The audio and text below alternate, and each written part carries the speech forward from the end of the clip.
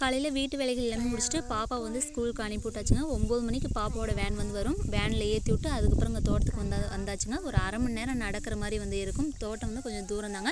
10 மணிக்கெலாம் வந்து வயலுக்கு வந்தாச்சு. அப்புறம் மாடுலாம் பார்த்திங்கன்னா தீனி இல்லாமல் அப்படி படுத்துருந்தாங்க. எப்போதும் அத்தை 10 மணிக்கு மேலே தோட்டத்துக்கு வந்து வந்துடுவாங்க. இன்றைக்கி அத்தைக்கு உடம்பு சரியில்லாதனால நானும் தம்பி வந்து வந்துட்டாங்க. கொஞ்சம் வெயில் வந்து அதாவது வெயில் இல்லாத டைமே பாதி அளவுக்கு வந்து தட்டை வந்து அறுத்து வச்சாச்சு. அப்புறம் தம்பி வந்து கொஞ்சம் தூக்கத்துக்கு வந்து நைன்னு அழுதுட்டு இருந்தான்.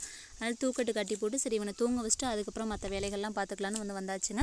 இந்த தோட்டத்தில் பார்த்திங்கன்னா அம்மாயி தாத்தா வந்து இருப்பாங்க. அம்மாயி எப்போதும் பக்கத்தில் வயலில் வேலை இருந்தால் அவங்க வந்து போயிடுவாங்க. தாத்தா வந்து இங்கே தான் இருப்பார். தாத்தாட்ட பார்த்திங்கன்னா தம்பியை பார்த்துக்க சொல்லி அப்படியே வந்து விட்டுட்டு போயிடுவேன். தாத்தாவும் கட்டில் வந்து படுத்திருப்பாங்க. அதுக்கப்புறம் நான் வயலில் அறுத்து வச்சு அந்த தட்டையெல்லாம் பார்த்திங்கன்னா எல்லா மாட்டும் கொஞ்சம் கொஞ்சம் போட்டுட்டு அங்கே அறுத்து வச்ச தட்டையும் வந்து எடுத்துகிட்டு வந்து போட்டேங்க. கொஞ்ச நேரம் வந்து உட்காந்துட்டு அந்த மாட்டுக்கிட்ட இருக்க சாணத்தை எல்லாத்தையும் அள்ளி போட்டு திரும்ப கொஞ்சம் அந்த ஈவினிங் தேவையானது அப்படி இல்லாட்டி மாமா காலையில் அவசர அவசரமாக தட்டை எடுத்துகிட்டு வேலைக்கு வந்து கிளம்புவாங்க. கொஞ்சம் வந்து அறுத்து வச்சிட்டோன்னா அவருக்கும் வந்து ஈஸியாக இருக்கும். ஓகே ஃப்ரெண்ட்ஸ், நெக்ஸ்ட் மினி விலாகில் பார்க்கலாம். Thank you so much.